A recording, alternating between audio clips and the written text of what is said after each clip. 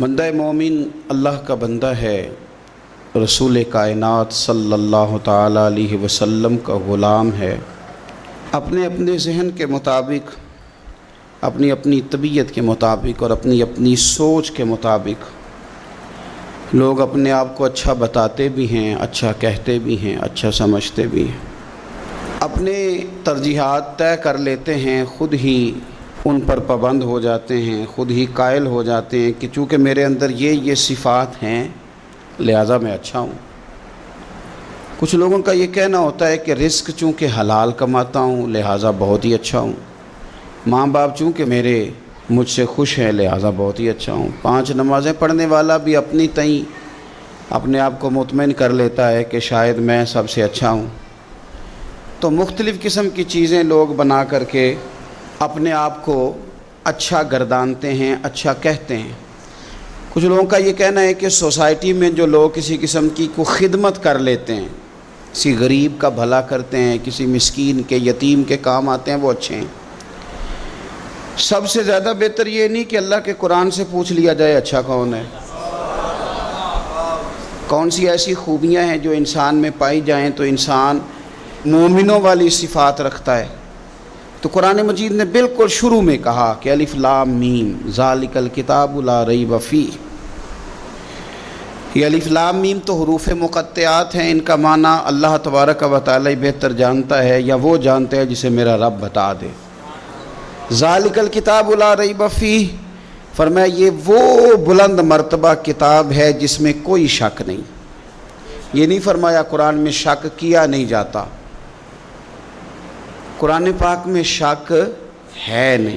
اگر کوئی شک کرتا ہے تو اس کے دماغ میں شک ہے، اس کے ذہن میں شک ہے، اس کے باطن کے اندر فطور ہے۔ قرآن میں شک نہیں۔ ھدی للمتقین، قرآن ہدایت ہے پرہیزگاروں کے لیے۔ ویسے تو قرآن مجید ھدی للناس ہے، تمام لوگوں کے لیے ہدایت ہے، پر قرآن سے صحیح ہدایت اخذ وہ لوگ کرتے ہیں، حاصل وہ لوگ کرتے ہیں جو پرہیزگار ہیں، اللہ سے ڈرنے والے، تقوی اختیار کرنے والے، متشابہات سے بچنے والے۔ جہاں جانے کا اللہ نے حکم دیا ہے وہاں جاتے ہیں، اور جہاں جانے سے مالک نے روک دیا ہے وہاں سے رک جاتے ہیں۔ وہ حقیقی نفع لیتے ہیں۔ وہ کون ہیں؟ تو اللہ فرماتے ہیں وہ لوگ ہیں الذین یؤمنون بالغیب، یہ وہ لوگ ہیں جو غیب پر ایمان لاتے ہیں۔ غیب کیا ہے؟ غیب کی تعریف ہے کہ وہ چیز جو حواس خمسہ سے بھی معلوم نہ ہو اور عقل سے بھی ماورا ہو، اسے غیب کہتے ہیں۔ مومن غیب پر ایمان لاتا ہے۔ تو پھر غیب پر ایمان کس طرح لاتا ہے؟ وہ غیب پر ایمان اس طرح لاتا ہے کہ وہ عقل سے تو معلوم نہیں کر سکتا تھا، حواس خمسہ سے تو معلوم نہیں ہو سکتا تھا، لیکن مدینے والے محبوب نے اسے بتا دیا ہے۔ رسول کریم صلی اللہ علیہ وسلم کو وحی کے ذریعے جن چیزوں کی خبر دی گئی، اطلاع دی گئی، حضور نے امت کو بتائی، وہ غیب کی چیزیں۔ وہ کیا ہیں؟ قبر، حشر، قیامت، جنت، دوزخ، فرشتے، یہ ساری چیزیں غیب ہیں۔ مومن ان پر ایمان لاتے ہیں اور ایمان کامل رکھتے ہیں اور یقین رکھتے ہیں، اور یہ یقین مومن کی اخلاقی پوزیشن کو بلند کر دیتا ہے۔ جب اسے پتہ ہوتا ہے کہ قبر میں جاؤں گا، حساب کتاب ہوگا، تو زندگی محتاط گزارتا ہے۔ جب ایمان کامل رکھتا ہے، قیامت کے دن اللہ کے حضور کھڑا کیا جاؤں گا، تو پھر وہ اس دن سے ڈرتا ہے۔ وَلِمَنْ خَافَ مَقَامَ رَبِّهِ جَنَّتَانِ، اور پھر جو ڈرتا ہے رب کہتا ہے میں اسے 2 جنتیں عطا کروں گا، اسے 2 جنتیں دی جائیں۔ تو پہلی ان کی صفت مومن کی، وہ غیب پر ایمان رکھتا ہے۔ یہ میں نے بھی دیکھنا ہے، آپ نے بھی دیکھنا ہے، وہی پر ایمان کتنا ہے۔ ہماری آنکھوں کے سامنے کہ ہر وقت دنیا گھومتی ہے، یا قبر حشر کا بھی کوئی نقشہ نگاہوں میں رہتا ہے؟ دنیا کے مد و جزر، حساب کتاب، پیسے کا لین دین، جائیداد کی خرید و فروخت، یہی صرف ہمارا زندگی کا سرمایہ حیات ہے، یا آخرت کے لیے بھی کچھ جمع کرنے میں کامیاب ہوئے؟ یؤمنون بالغیب کی عملی صورت بھی کوئی ہماری زندگی میں ہے؟ پھر قرآن مجید نے کہا وَيُقِيمُونَ الصَّلَاةَ، مومن کی دوسری صفت یہ ہے کہ وہ نماز قائم کرتے ہیں۔ نماز قائم کرنے کا معنی ہر مفسر نے یہی لکھا ہے کہ قائم کرنے کا معنی یہ ہے کہ تو نماز ظاہری آداب کے ساتھ بھی پوری ادا کرے اور باطنی آداب کے ساتھ بھی ادا کرے.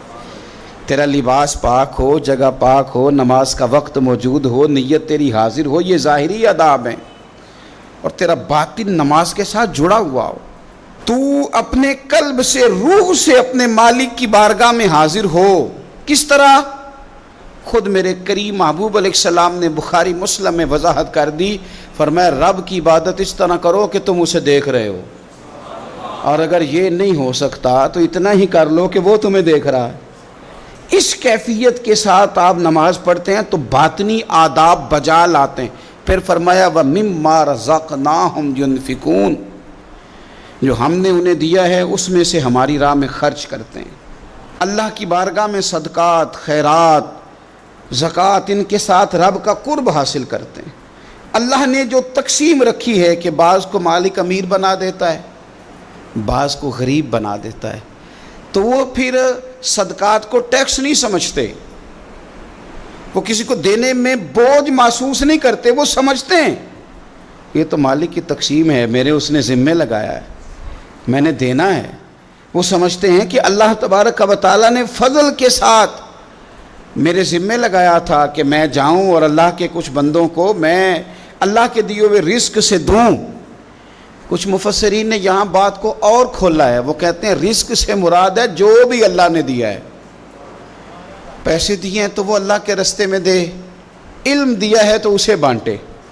اگر کسی کو اللہ نے معرفت دی ہے تو اپنے فیض سے لوگوں کو قریب کرے اللہ کے، وہ پھر وہ علم آگے بانٹے، وہ تقسیم کرے. تیرے پاس جو کچھ بھی ہے نا دیا ہوا تو رب کا ہے، تو نہ بچا بچا کے تو رکھ اسے. تیرا آئینہ ہے وہ آئینہ، شکستہ ہو تو عزیز تر ہے نگاہ آئینہ ساز میں.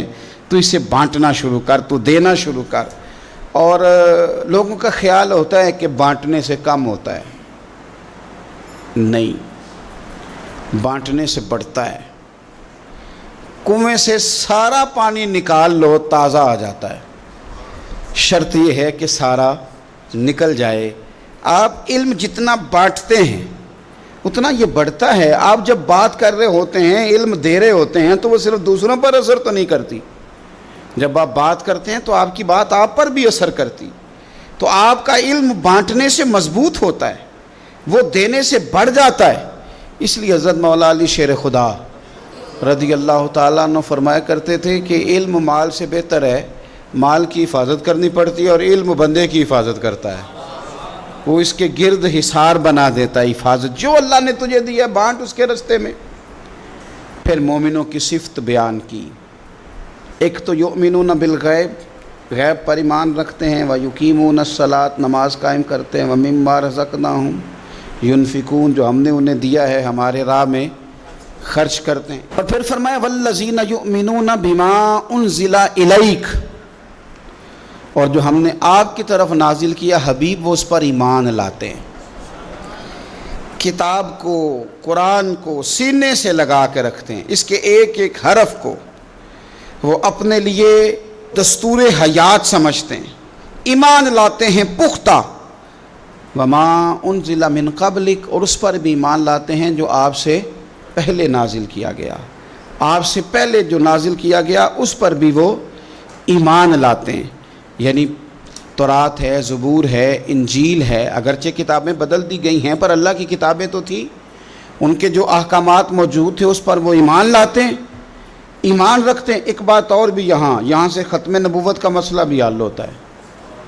کہا گیا ایمان دو چیزوں پہ ہے، والذین یؤمنون بما انزل الیک وما انزل من قبلک. ایک اس پر ایمان لاتے ہیں جو آپ پہ نازل ہوا، اور ایک اس پر جو آپ سے پہلے نازل ہوا. یہ نہیں فرمایا کہ آپ کے بعد بھی کچھ نازل ہوگا. پہلے نازل ہوا جو آپ پر نازل ہوا، آپ کے بعد کچھ بھی نازل نہیں ہوگا. بتا دیا قرآن مجید نے یہاں کہ ختم ہو گئی بات، رسول پاک علیہ السلام پر بات ختم ہو گئی. نبوت کا سلسلہ رب نے ختم کر دیا، زندگیاں ختم ہوئی اور قلم ٹوٹ گئے، پر تیرے اوصاف کا ایک باب بھی پورا نہ ہوا. ختم کر دی بات، یہاں مالک نے ختم کر دی. اب یہ صفات جن لوگوں میں پائی جائیں کہ ایمان بالغیب بھی ہو، نماز کا قیام بھی ہو، اللہ کے راستے میں خرچ بھی ہو، جو پہلے نازل کیا گیا اس پر ایمان ہو، جو حضور پر نازل کیا گیا اس پر ایمان ہو، تو رب کیا فرماتا ہے؟ فرمایا اولئک علی ھدی من ربہم، یہی لوگ ہیں جو اپنے رب کی توفیق سے ہدایت پر ہیں، اللہ کی طرف سے ہدایت پر ہیں۔ وَأُولَئِكَ هُمُ الْمُفْلِحُونَ، اور وہی لوگ ہیں جو دونوں جہانوں میں کامیاب ہونے والے ہیں۔ یہ کامیابی والے لوگ یہاں بھی اور وہاں بھی۔